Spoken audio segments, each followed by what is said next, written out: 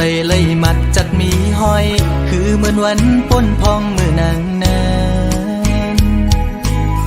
โซใจหักแป้งหักแห้งล้นใจก็ลืมออกไปมือไกลมีก็หักไม่ลืมกว่าเปียกใจมือหักก็ไม่แทนโมกหมอเลียนเสียนปีให้เลยดังสวรรค์นั้นน้องมาไว้ปล่อยปันลองตั้งไม่ยับใจอำเป็นไรปันให้ใจหักเฮสั่งลืมเจอวันหลังจังกว่าเปียกใจดีอยู่ไกลไกลสิจอมตัวนางอยู่มีวันตกก็หูมีวันออกวันลับลอยกว่าเลื่อนไปขึ้นเฮืออยู่นะสอนเป็นว่าใจมีไว้วุดจากก่อนไหลมาตุกคำตามพักนางจึงนั่งใน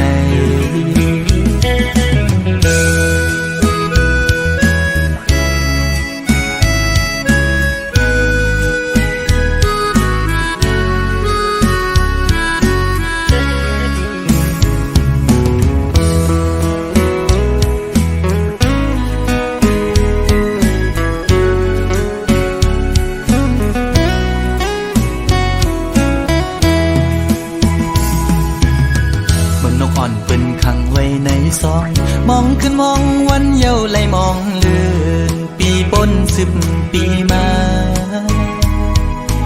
ก็คือลดไหลปนออกของหักอ่อนนางเป้มายับใจ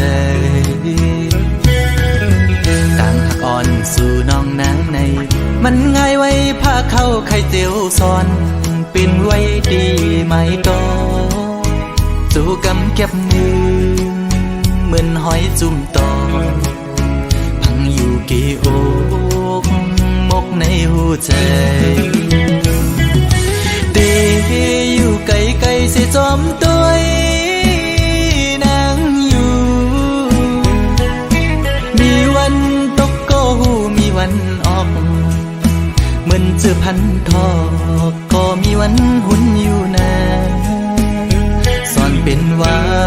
ใจสายแดนนี่จัดก่อนให้สุดเสียงกว่าตาจัดในสีกัน เ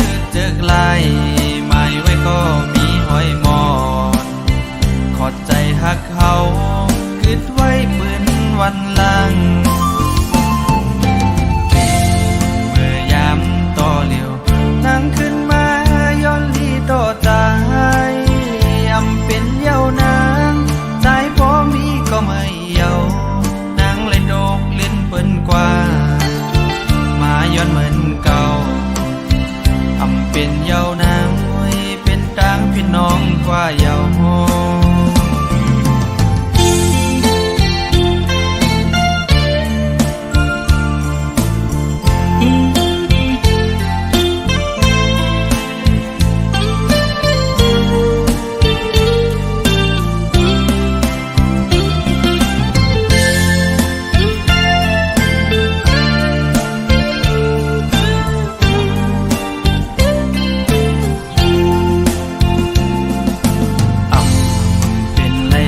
น้องงอนหน่อย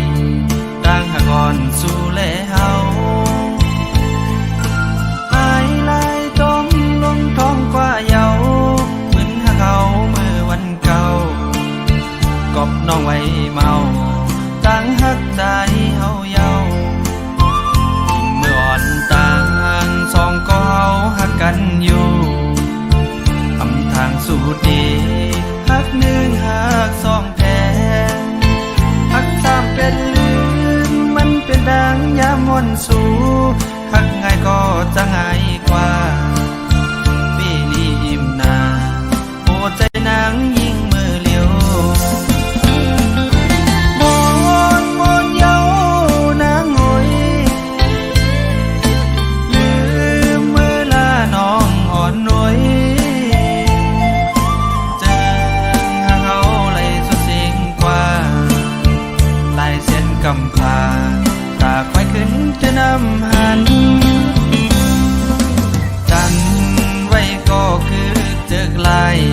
หมายไว้ก็มีห้อยหมอนขอดใจหักเขากึดไว้ปืนวันหลังเมื่อยามต่อเหลียวนั่งขึ้นมาย้อนลีต่อใจอำเป็นเย้านางใจพอมีก็ไม่เย้านางเลยโดกลิ้นเปิ้นกว่ามาย้อนเหมือนเก่าอำเป็นเย้านางมวยเป็นต่างพี่น้องกว่าเย้าโฮ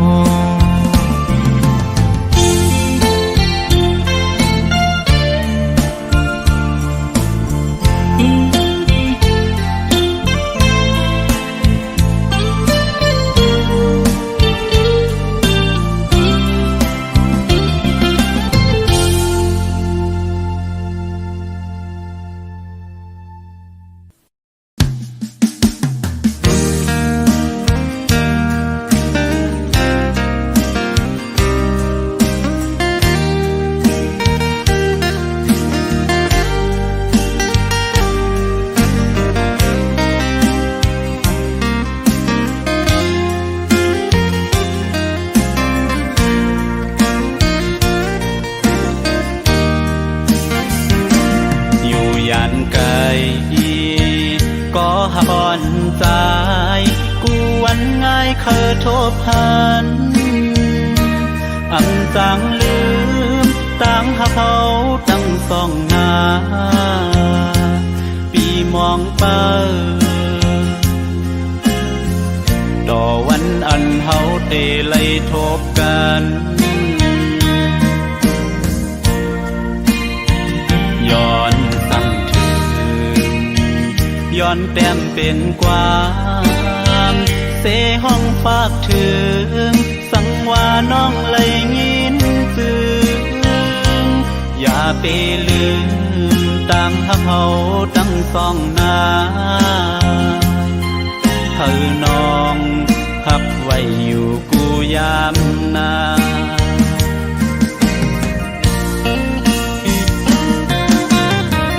สายแม่น้ำ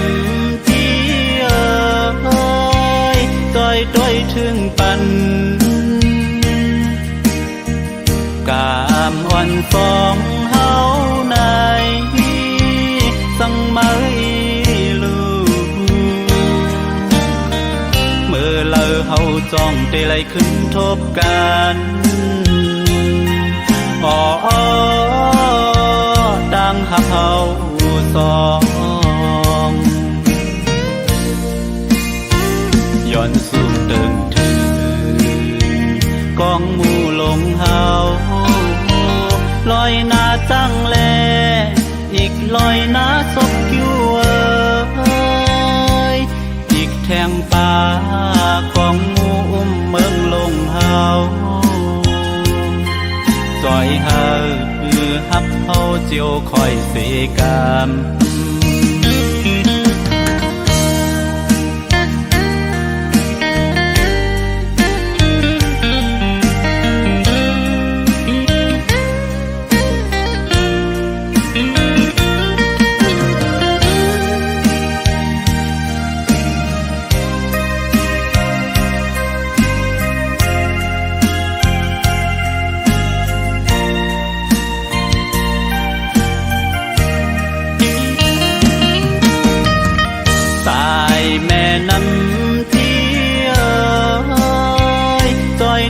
ถึงปันกามอ่อนสองเฮาในสังเมยลูเมื่อเลอเฮาจ้องเตไลขึ้นทบกันอ๋อดังหับเฮาสองย้อนสู่ตึงถึงกองหมู่ลงเฮาลอยหน้าตั้งแลอีกลอยหน้าศพอยู่อีกแทงป่ากองหมู่อุ้มเมืองลงเฮาจอยเฮาฮับเฮาเจียวคอยเสกามจอยเฮาต่างฮักเฮาเจียวคอยเสกาม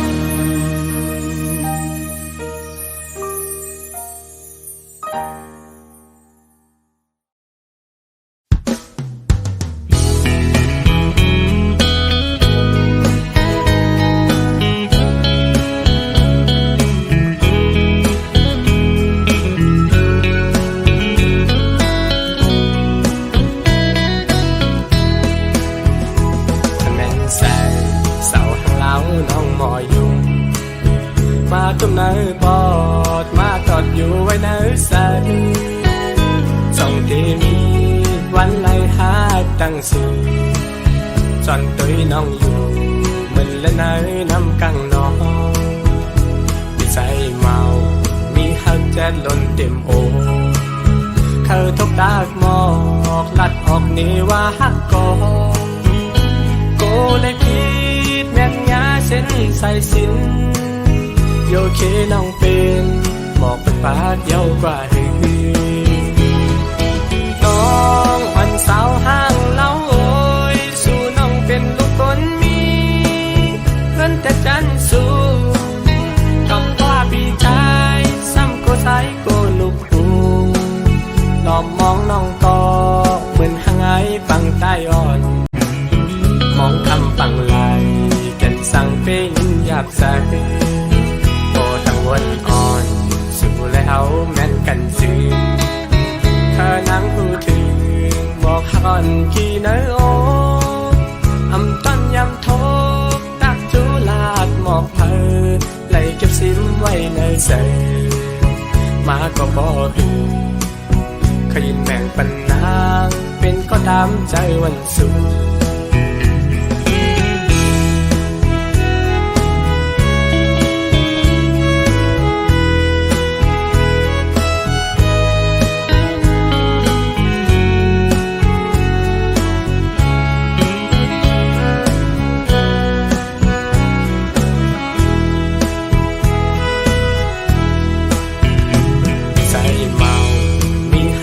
ล้นเต็มโอเธอทบตากหมอกลัดออกนี่ว่าหักกอ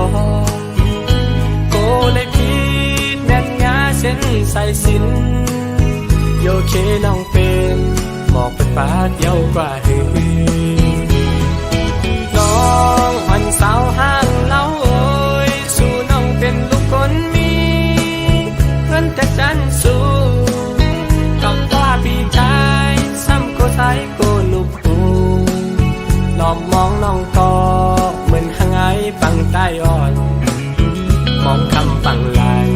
กันสั่งเป็นหยาบใสพอตั้งวันอ่อนสู่แล้วแม่นกันซื้อ อนขี้เนื้อโออำต้นยำโทตักจูลาดหมอกเพอไหลเก็บซิมไว้ในใส่มาก็บอกขยินแมงปันนางเป็นก็ตามใจวันสู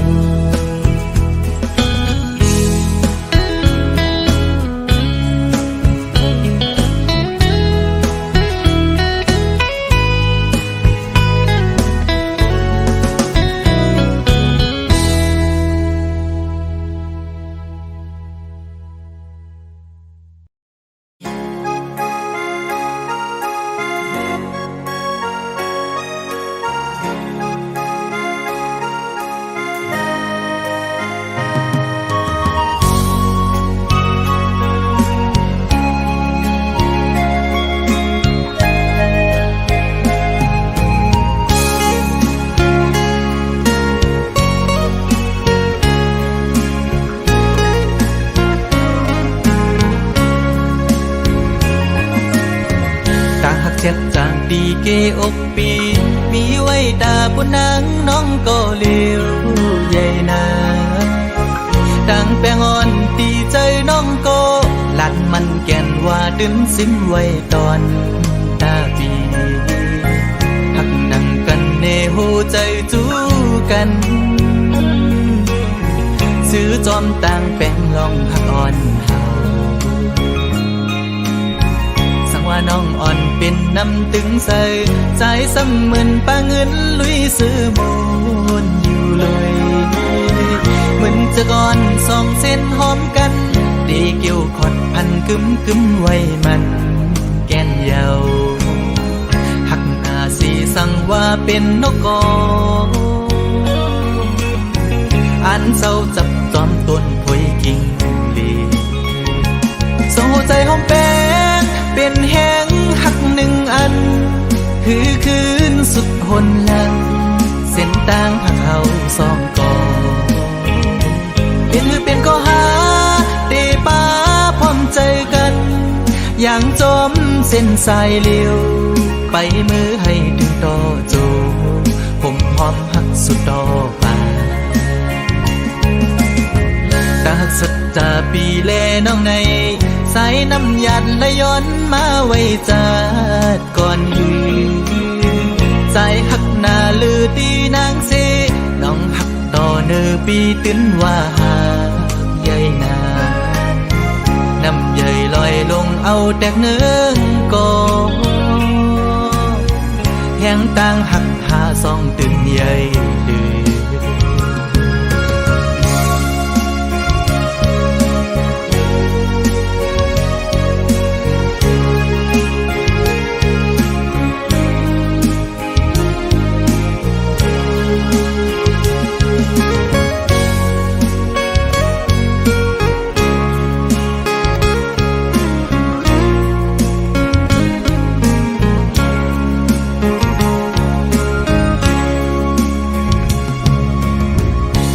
น้องอ่อนเป็นน้ำตึงใส่ใจซ้ำเหมือนปาเงินลุยซื้อมูลอยู่เลยเหมือนจะก่อนสองเส้นหอมกันดีเกี่ยวขอดพันกึ้มไว้มันแก่นเยาหักหน้าสีสั่งว่าเป็นนกกออันเศร้าจับจอมต้นพวยกิ่งลีโซ่ใจหอมแป้งเป็นแห้งหักหนึ่งอันคือคืนสุดหนหลังเส้นต่างหักเขาสองกอเป็นก็หาเตป้าพร้อมใจกันอย่างจมเส้นสายเลี้ยวไปมือให้ถึงต่อโจผมหอมหักสุดดอกป่าตาหักสัจจาปีแลน้องในสายน้ำยันและย้อนมาไว้จัดก่อนยืนใจหักหน้าลือตีนางเสน้องหักต่อเนอปีตื้นว่าหาใหญ่นาน้ำใหญ่ลอยลงเอาแตกเนื้อก่อแห้งต่างหักหาซองตื่นใหญ่